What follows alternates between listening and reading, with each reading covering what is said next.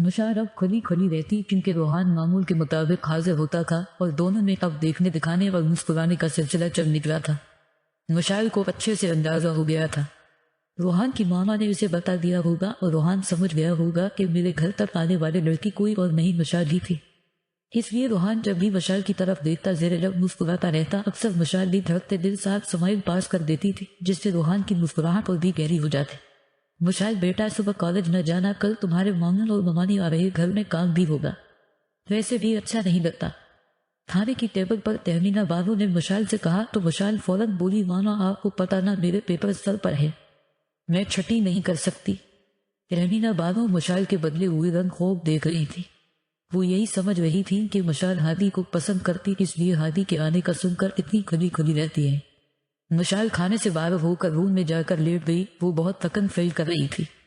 اس نے آنکھیں بند کی ہی تھی کہ اچانک اس کا موبائل بجنے لگ گیا۔ پہلے تو ایک دو دفعہ اس نے اغنور کیا مدد کرنے والا مسلسل کر رہا تھا، مجبوراً اس نے بند آنکھوں سے ہی کال پک کی اور موبائل کان سے لگا کر بولی، جی فرمائیے مشاعر کیسی ہے آپ؟ مشاعر کے بولتے ہی آگے سے ایک اجنبی آواز ادھری بولنے والا نوجوان لڑکا لگ رہا تھا۔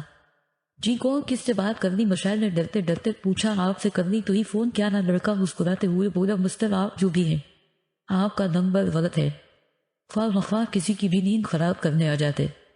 مشاعر نے اکتائے ہوئے لہجے میں کہا، اور جو میری نیند خراب ہوئی اس کا کیا؟ وہ لڑکا مسکراتے ہوئے بولا، کیا کیا مطلب ہے؟ آپ کا کیا کہنا چاہ رہے؟ مشاعر نے تیز لہجے میں کہا، میں کہنا چاہ رہا کہ صبح کالج جلدی آئیے گا، میں ہمیشہ کی طرح وقت پر پہنچ جاؤں گا۔ لڑکے نے مسکراتے ہوئے کہا تو مشاعر فوراً بولی، کاف کاف کیا مطلب؟ رو روحان مشاعر کی دھڑکنیں جیسے رفتار کی آخری حدوں کو چھوڑ رہی تھی، اس کی زبان لکنت زدہ ہونے لگ گئی۔ جی جی میں روحان۔ وہ لڑکا کھلکھلا کے ہنس پڑا۔ مشاعر کو کچھ سمجھ نہیں لگ رہی تھی، وہ کیا بولے رٹکتے ہوئے اس نے صرف کتنا پھر بات کرے گے اور کال ڈراپ کر دی۔ اس کی حالت رہ ہونے لگ گئی تھی، کیا واقعی وہ روحان تھا؟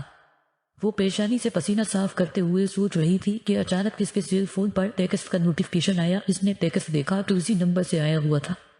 دھڑکتے دل کے ساتھ اس نے ٹیکسٹ اوپن کیا۔ آپ کسی سلطنت کی خوبصورت شہزادی سے کم نہیں ہیں، شہزادی بھی جو سیدھا دل پر جا کے رکھتی، یہ ٹیکسٹ تھا اور نیچے ریڈ ہارٹ کا سائن موجود تھا۔ مشاعر زیر لب مسکرا دی، جس کے چہرے پر شرم اور رعنائی رقص کر رہی تھی۔